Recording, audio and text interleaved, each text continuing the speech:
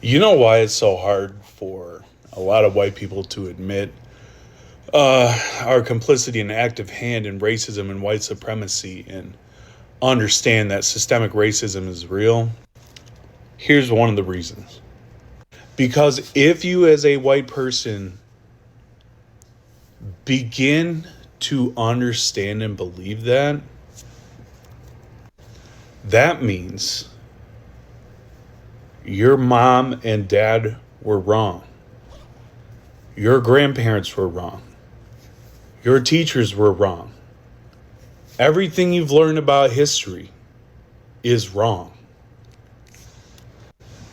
The shit you've heard about cops is wrong. The entire foundation of this country that you know it to be, that has been taught to you, you will realize you were lied to. Everything you know about the criminal justice system, schools, banks, fucking housing, credit, food deserts, the medical field, the mental health field. You're going to realize everything that you were taught about that shit if you've never addressed white supremacy or racism. You're going to understand internally, if you start to unpack that, all that shit was wrong. You've been lied to. This is why so many white people want to return to this perceived right to comfort, because it creates an internal panic. When you realize your entire fucking foundation was formed and created and uplifted upon lies, white supremacy, white violence, racism, dehumanization, you're going to deconstruct all of that shit if you choose to. And what you're going to be left with is yourself. And then you have to understand, I have to understand, the complicity in the active hand in the role that I carry out in racism, in white supremacy. And instead of saying, holy fuck, dude, I was wrong about everything. Everything was a lie. Everything, race really does play into everything. Instead of doing that, the gut reaction is to push back against people who have the black, indigenous, people, persons of color experience in this country, to push back against them and tell them that they don't know their history, that their life experience is wrong. You see how that's not logical at all? I always say, once you start pulling the string on the sweater, everything will fucking unravel. And that leads to an identity crisis, which will force you back into being comfortable so you don't have to address yourself, so you don't have to address your family members, so you don't have to address your friends or your churches. Or it will cause you to radically change to a point where you might lose everything, but will find your humanity instead. Choose your humanity. Choose to walk away from whiteness forever. You know why it's so hard for a lot of white people to admit? Hey, Shalom. I'd like to start out by giving all glory, praise, and honor to Yahweh, Bahasham, Yahweh Shai, Bahasham, Rakak, Wadash. Double honors to the elders and apostles of the Great Millstone, and Shalom to the elect of Israel. This is the Mayim in Atlanta, and I was going over or looking through this individual's different TikTok clips, looking for another video that he did, but found this one, which many brothers have done lessons on this clip here, but I decided to do a lesson on it as well since I couldn't find what I was originally looking for. But this guy is addressing the lies that have permeated throughout this entire country and really throughout the world, because these people who call themselves white, these Edomites, they're actually red according to the scriptures, and they're actually the wicked of the Bible. They're the devil. And it's people that look like him, including those small hatters who are actually of the tribe of Amalek. And they've been going around the world saying they're white. That's a huge lie in itself, which that goes into color magic. And so they're telling everybody that they're innocent and pure when really they're malignant and violent. They're red. They're something to actually stay away from. Just like any snake or reptile that you see in nature, the ones that are poisonous have bright colors that warn you to stay away from them. And that's the same with these red Hebrew Edomites, because they're not Israelites. They're the wicked of the Bible, and they've done nothing but go around the world, murder, steal, and cast lies. And these lies are unraveling, and they're having an extremely hard time with that. But it has to come down because these lies cannot stand. And they have to be judged. They're coming into their judgment, which this individual here, he appears to be an Edomite, but he actually could be of Jacob. He could be an Israelite with looking like an Edomite. And the same goes for Jacob. We have tares. There are people that appear to be Israelites or Negroes or Latinos or Native Americans, but through their father's seed, they actually come from Edom, which makes tares. But that's not the point. The point is that the man of sin, the Edomites, are being revealed, and their lies are being revealed. They're being cast down. And we could thank the Most High, Yahweh, Ba'ashem Yahweh Shai, and then to the apostles and elders of the Great Millstone for bringing down these strongholds and breaking up these lies that have been cast for far too long. This is the end of their kingdom, and so these lies are being uncovered, because no thing done in the dark will be kept secret. It's all coming to light. And the number one being that they're not white people. They're not pure. They're not innocent. They are the Edomites. They're not the Lord's people. They are the Edomites. And the ones that have been on the bottom, the Negroes, Latinos, and Native Americans, as well as are scattered, are in fact the Israelites, because the curses show that we are the Israelites. It would be for sign and wonder. But these lies are coming down. Oops. Let's get into the scriptures. This is Jeremiah 16 and verse 19. O Lord, my strength and my fortress and my refuge in the day of affliction. Because that's what we are doing. We are hiding in the shadow of Yahweh Ba'ashem Yahweh Shai. Because destruction is coming. After these lies are cast down, Esau's going to feel all exposed and naked and understand that he is about to go into hardcore captivity, and they're going to lash out. It says the devil, seeing that he hath but a short time, will come down with great wrath, and that is what they're going to do.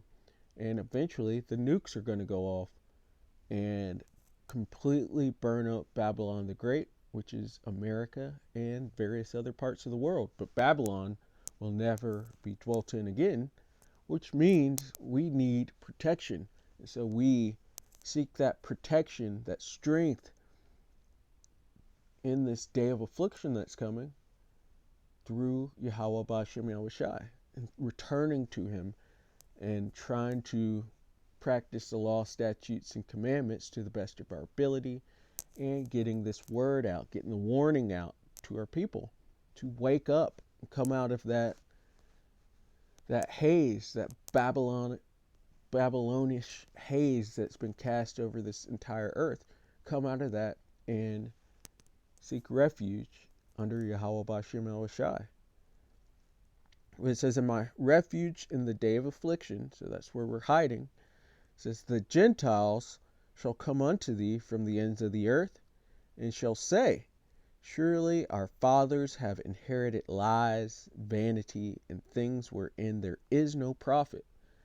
So the Gentiles, there are two Gentiles. There are Israelites that have a heathen state of mind, and then there are actual just natural Gentiles. All the other nations except for Israel, and both of them are going to come saying this. You got the Israelites that are in another state of mind. They're waking up to the lies that have been cast, as well as the heathen. They're fully waking up, or not fully waking up, because they're never going to see the whole thing, but they're starting to understand that they have been lied to as well. And that ticketed talk that we just saw shows that he understands, or has some sort of understanding, that everything is a lie. History has been changed, art has been changed. The Bible is basically, or Christianity is basically Esau's version of the scriptures, in which he magically actually gets saved, but they can't be saved. They get done away with after they serve out their captivity, which, how could you say everyone could be saved when the Edomites their seed gets taken off of the earth? That's craziness. But they have been lied to. We have been lied to. The whole world has been lied to. And the covering has been cast over this whole earth about which biblical nation people go back to, and who's who and what's what. And it's all being broken down. These strongholds and principalities are being broken down because they're for no good.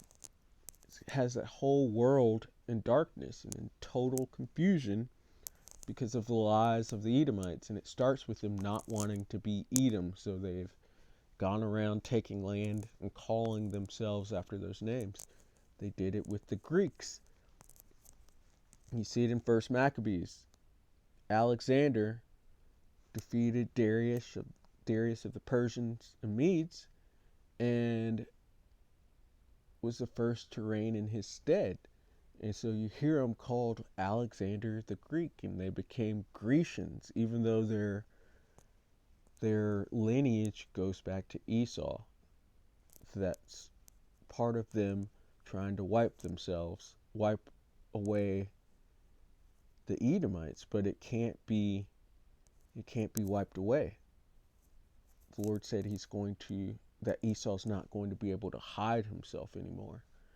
And he's not. He's being exposed as being the wicked, and for being the Edomites, and being the people of the Lord's curse. They can't repent. They can't try to fix this. They've done too much already, and it needs to be judged. It has to be judged before anything can move forward. They have to be judged. Let's go to Sirach 41 and verse 6. The inheritance of sinners' children shall perish. Everything that the Edomites have, which they're the sinners' children, everything they have is stolen. Everywhere they live is stolen. They've lied about everything as well to make it seem like it's just fine, that they've stolen everything and lied about everything, and it's not. Which means when they're judged, their land, Mount Seir is going to be taken away. America is going to be burnt up. They're going to be burnt out of the land of Israel and everywhere else that they live. There's going to be nothing left for them, because after that 1,000-year reign, there's not going to be any of them. So it doesn't make sense to give them anything. They get nothing. Show no mercy to them that gave no mercy. And it says, and their posterity shall have a perpetual reproach. And they ought to be reproached. They've stolen from not only the Israelites and enslaved the Israelites and completely abused the Israelites, but all the other nations as well. And they cannot be trusted. And so that reproach is showing, and it's only going to increase. Verse 7, the children will complain of an ungodly father, which, yeah, they have ungodly fathers. There's nothing good about the Edomites. And they've done so much that, as the scriptures say, prepare slaughter for his children for the iniquity of their fathers, so that they do not rise nor inhabit the cities thereof. Isaiah 14:21. They're going to have to, the ones that exist now are going to have to pay for the deeds of their fathers, but they are their forefathers. There's a thing called reincarnation. So these souls were here previously. These are the same souls that buck broke the Israelites. These are the same souls that fed Israelite babies to alligators. These are the same souls that put dogs onto the southern kingdom for trying to just have basic rights. These are the same souls that burnt down Israelite communities and established lakes there. These are the same souls that committed the blasphemy within the scriptures by putting up white Jesus and pushing it all throughout the earth. These are terrible, terrible people, and they deserve every single thing that's coming and more, because they get double. They get double what they put out. And it says, as thou hast done, it shall be done. But for you, Esau, you get double. You get it the worst. It says, because they have big, Salakia. It says, because they shall be reproached for his sake. They're complaining about the deeds of their fathers, but they did those things, and they would do it again. There's nothing to complain about. This, what's done is done, and the judgment has to come. A sword is upon her liars.